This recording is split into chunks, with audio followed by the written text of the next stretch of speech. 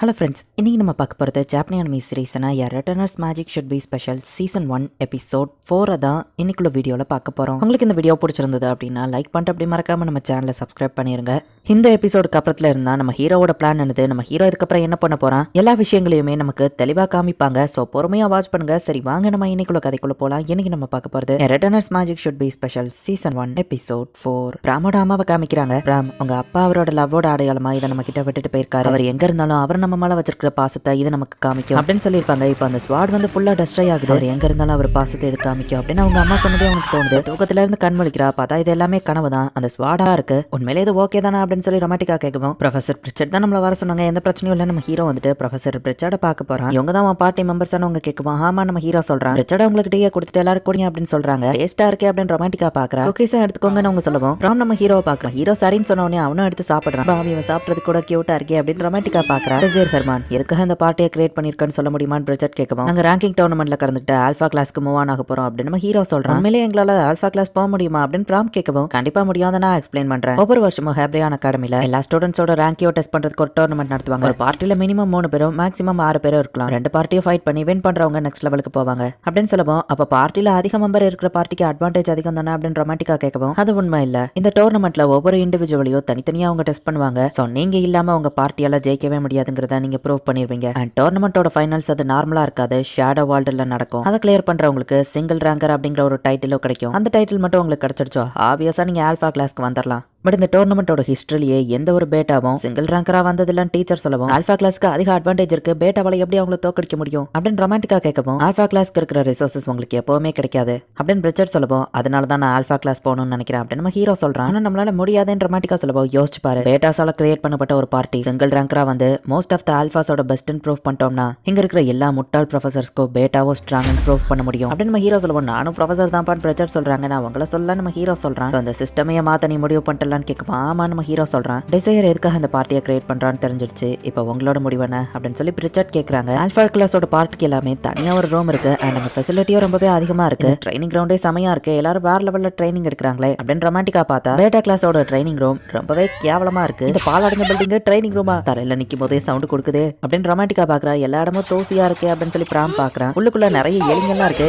எங்க நோக்கி வரவோ பிராம் பயத்துல மயக்கமே போட்டுதா. ரொமாட்டிக்கா நம்ம ஹீரோ மேல தொத்திக்கிடுதா. தோசி நூலாமணிய கூட சமாளிச்சிருப்ப. பட் இது எலிக்கே எனக்கு இந்த ரூம் வேண்டாம் அப்படின்னு சொல்லி ரொமாட்டிக்கா சொல்லுவோம். ப்ரொஃபசர் பிரிச்சர் நமக்காக இந்த ரூமை கஷ்டப்பட்டு ரெடி பண்ணி கொடுத்துருக்காங்க. அண்ட் இந்த ரூம் தான் நான் முடிவு பண்ணிட்டேன் அப்படின்னு நம்ம ஹீரோ சொல்லுவோம். அப்படியா சரி அப்படி மட்டும் சொல்லுவேன்னு எதிர்பார்த்தியா? இதை எப்படா கிளீன் பண்றது? எல்லா இடமும் எலியா இருக்குன்னு சொல்லுவோம். நீ கிளீனிங் வேலையை பார்த்துக்கோ. எலி எல்லாத்தையும் நான் ஹேண்டில் பண்றேன் நம்ம ஹீரோ சொல்றான். ராம் இப்ப மயக்கத்துல இருந்து எந்திக்கிறான். ரூமையே பல நம்ம ஹீரோவோ ரொமாட்டிக்காவோ சேர்ந்து கிளீன் பண்ணிட்டாங்க.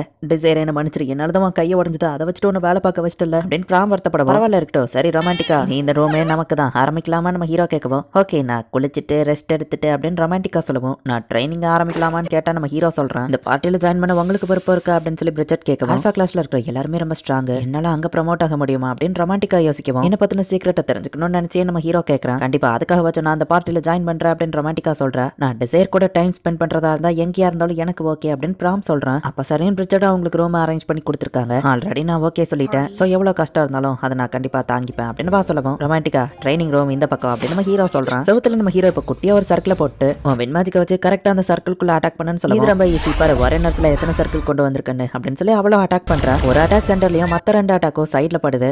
பா சூப்பர். பட் இந்த எல்லா அட்டாக்குமே சர்க்கிளோட சென்டர்ல படுற மாதிரி பண்ண நம்ம ஹீரோ சொல்லுவோம். அது எப்படி முடியும்னு வா கேட்கவும். ட்ரை பண்ண முடியும் அப்படின்னு நம்ம ஹீரோ சொல்லிட்டு உன்னால அது முடியும்னு எனக்கு தெரியும் ரொமாட்டிக்கா. ஏன்னா இதை விட ஆசமாலாம் நீ நிறைய விஷயம் பண்ணிருக்க. செஞ்ச விஷயங்களெல்லாம் நான் சொன்னா நீயே கூட நம்ப மாட்டேன் அப்படின்னு நம்ம ஹீரோ யோசிச்சுட்டு முடியாதுன்னு நினைச்சா நீ இந்த ரூமை கிளீன் பண்ற வேலையை மட்டும் பாரு. நானும் பிராம மட்டும் ஆல்பா கிளாஸ்க்கு ப்ரமோட் ஆகும் அப்படின்னு நம்ம ஹீரோ சொல்றான். நீ சொல்றதை விட நீ சிரிக்கிறதா எனக்கு இன்னும் கடுப்பா இருக்குன்னு வா சொல்லவும். இந்த பால கரெக்டா அந்த சர்க்கிள்குள்ள விழுற மாதிரி பண்ணு. தூக்கி எறிய சொல்லல. நீ ஒரு விண்டு மேட்ச் தானே, விண்ட வச்சு கண்ட்ரோல் பண்ணி கரெக்டா அந்த பால் அதுக்குள்ள கொண்டு போன்னு சொல்லவும். இதை எப்படி பண்றது என்னால முடியுமான்னு வா யோசிக்கவும். ரொமாட்டிக்கா உனக்கு விண்ட் டெஃபினிட்டி இருக்கு. சோ உன்னால இது முடியும். தேவையில்லாம அதிகமா யோசிக்காதான் நம்ம ஹீரோ சொல்றான். காத்து எப்படி அடிக்குங்கிறத விஷுவலைஸ் பண்ணு அப்படின்னு நம்ம ஹீரோ சொல்லவும். சரின்னு அவ்வளவு மேஜிக்கை விஷுவலைஸ் பண்ண ஆரம்பிக்கிறா. காத்து அது ரொம்பவே கோல்ட் ஆகும், அதே நேரத்துல வார்ம் ஆகும். கோயல் மாதிரி ஃபாஸ்ட் ஆகும், அதே நேரத்துல காமாவும் இருக்கும் அப்படின்னு விஷுவலைஸ் பண்றா. சரி பாத்தியா அது பறந்துருச்சுன்னு சொல்லுவோம். பரவாயில்ல ஃபர்ஸ்ட் ட்ரைலயே இதை பண்ணிட்டியா அப்படின்னு நம்ம ஹீரோ சொல்லவும்.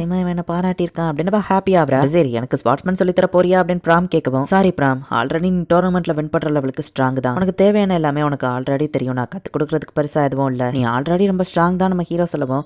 நான் ஒன்றும் ஸ்ட்ராங் கிடையாது அப்படின்னு நம்ம சொல்றான். இல்ல பிராம், எதிரிங்களவே கிழிச்சிட்டு போற லெவலுக்கு நீ ரொம்ப ஸ்ட்ராங். அட்டாக்க யாராலையும் பார்க்க கூட முடியாது, அந்த லெவலுக்கு நீ ஃபாஸ்ட்டோ கூட அப்படின்னு நம்ம ஹீரோ யோசிச்சு, ஹே பிராம், அன்னைக்கு ஃபைட்ல நீ ஏன் கிரேட்டர் ஸ்வாடை யூஸ் பண்ண? நீ ஃபைட் பண்ணதை பார்க்கும்போது சின்ன ஸ்வாடா வெயிட்லெஸ் ஸ்வாடை வச்சு ப்ராக்டிஸ் பண்ண மாதிரி தெரியுதே. நம்ம ஹீரோ கேட்கவும் அதை பத்தி கண்டிப்பா சொல்லணுமா நம்ம கேட்கறான். நம்ம பார்ட்டி ஜெயிக்கிறதுக்கு இது முக்கியம், ஸோ சொல்ல நம்ம ஹீரோ சொல்லவும், அப்ப நான் உன்ட்ட ஒன்று காட்டணும் அப்படின்னு சொல்லி பிராம் நம்ம ஹீரோவை ரூமுக்கு கூட்டிட்டு போறான். ரொமான்டிக்காவை தனியா விட்டு வந்திருக்கா, பிரச்சனை இல்லையா அப்படின்னு சொல்லி பிராம் கேட்கவும், டிசைர் பாத்தியா நான் இப்ப பால மேலேயே வச்சு சுத்த ஆரம்பிச்சிட்டேன், ஜாலியா அவ விளையாண்டுட்டு இருக்கா, தனியாவே அவ இம்ப்ரூவ் ஆயிருவா நம்ம ஹீரோ சொல்லவும், நீ அவ மேல நிறைய நம்பிக்கை வச்சிருக்கிய அப்படின்னு பிராம் சொல்லவும், உன் மேலேயும் அதே அளவு நம்பிக்கை எனக்கு இருக்கு நம்ம ஹீரோ சொல்றான். பிராமும் நம்ம ஹீரோவா அவனோட ரூமுக்கு கூட்டிட்டு போறான். அவங்க அப்பா அவனுக்காக விட்டுட்டு போன அந்த ஸ்வாட் எடுத்து, ஆக்சுவலி எங்க அப்பா ஒரு நோபல், நான் அவரோட செகண்ட் ஒய்ஃப்க்கு பிறந்தவன், அவரோட பாசத்துக்கு அடையாளமா எங்களுக்கு இது மட்டும் தான் அவரை விட்டுட்டு போயிருக்காரு அப்படின்னு நம்ம காமிக்கவும், அதை நான் பார்க்கலாமா நம்ம ஹீரோ அதை வாங்கி பார்த்துட்டு, இதே ஸ்வாட் தான் பிராம் பேட்டில்ஸ்ல யூஸ் பண்ணான் அப்படின்னு நம்ம ஹீரோ பாக்குறான். எங்க அப்பாவை நான் மீட் பண்ற அன்னைக்கு என் திறமையை காமிக்கணும்னு நான் 6 வயசுல இருந்தே அந்த ஸ்வாடை வச்சு பிராக்டிஸ் பண்ணேன். பட் எங்க அம்மா அந்த விஷயத்த சொல்லுவாங்கன்னு நான் எதிர்பார்க்கல அப்படின்னு நம்ம யோசிக்கிறான். பிராம், எனக்கு ப்ராமிஸ் பண்ணு,